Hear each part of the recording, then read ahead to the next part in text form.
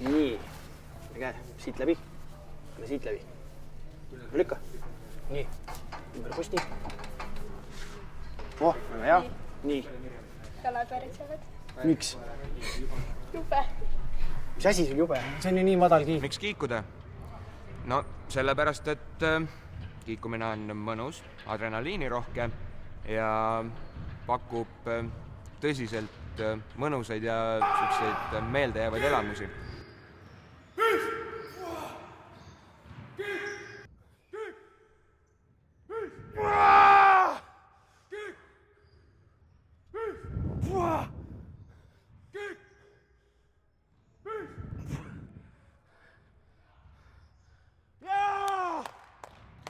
Oi, see on hea. Inimesed tulge proovima. Miks me üleüldse seda videot praegu teeme, siis tegelikult vist on asi suhteliselt lihtne. Selleks, et kiikuda, on tarvis kiikesid. Taga taustal seal on näha, et kiik on selline päris suur jurakas. Sellest tulenevalt on päris krõbe ka kiige hind. Aga antud juhul ongi seis sedasi, et klubi võib ju luua, aga klubi töös hoidmiseks on kiike tarvis ja ilma kiigeta midagi teha on keeruline.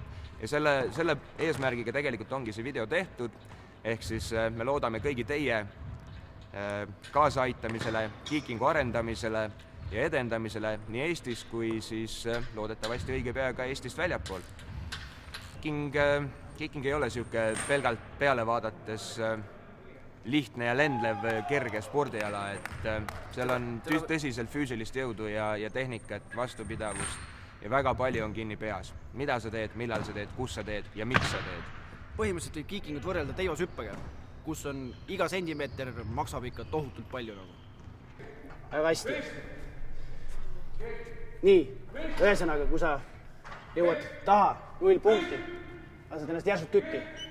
Ma alt karjun kükki, nii. Jõuad siia vahele, siis ma karjun sulle püsti, tõuseb püsti, haiste vahel ilusti. Võt nii, kiik liigub ette, järsult kükki, väga hästi.